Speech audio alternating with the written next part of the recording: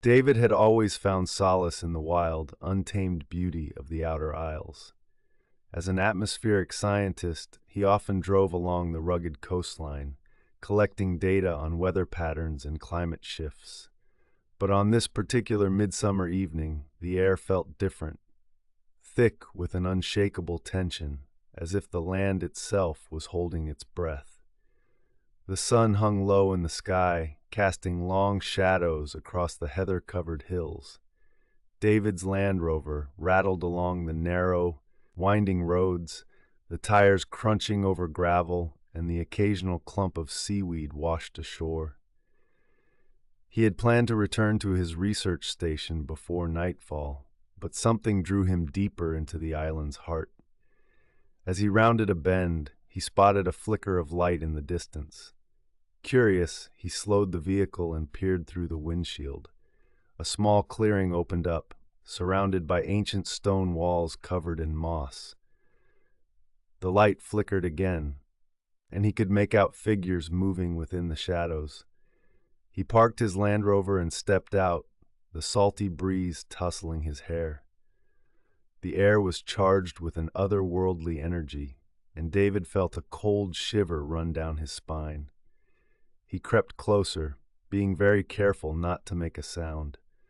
The figures, cloaked in their dark robes, were gathered around a huge fire, chanting in a language he could barely understand. The flames danced higher, illuminating their faces, hollow eyes and grim expressions. David's heart raced as he realized he had stumbled upon a midsummer ritual, one that would undoubtedly have been steeped in ancient tradition. He crouched down behind a boulder, his breath now shallow, as he tried to make sense of what he was witnessing. Then one of the figures broke away from the group and headed toward the edge of the clearing. David ducked lower, but a branch snapped underfoot. The figure paused, tilting its head as if sensing something amiss. A tingling fear began to rise in David as his pulse pounded in his ears. The dark figure returned to the group. David strained to hear the low murmurs of the incantations. They appeared to speak of the sea and the skies, of storms and sacrifices, words that twisted in David's mind like tendrils of fog. He felt a chill deep in his bones, a sense of foreboding that something was terribly wrong, something he should not be part of. As the chanting intensified, David noticed a small altar at the center of the gathering adorned with offerings, shells, feathers, and what looked like a weathered book. But it was the last item that made his stomach drop. A small glass vial filled with a swirling, iridescent liquid. A gust of wind swept through the clearing, extinguishing the fire. The figures froze, their faces now obscured by the darkness.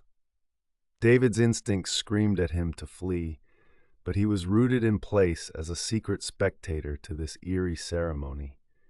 Just as the first stars began to twinkle above, the figures turned toward the forest, their eyes glinting in the fading light. They raised their arms, and in unison, they began to chant louder, their voices rising above the night. David felt an inexplicable pull, a compulsion to join them, but he shook his head harshly, effectively breaking free from the spell. With a burst of adrenaline, he sprinted back to his Land Rover, with the sound of their haunting chorus echoing behind him. As he sped away, the moon rose high, illuminating the path ahead. He glanced back, but the clearing was already swallowed by shadows, the ritual fading into the depths of the island's secrets. David knew he would never be able to explain what he had witnessed. The Outer Hebrides held its mysteries close, and he was merely an outsider, forever haunted by the whispers of a ritual that danced on the edge of reality.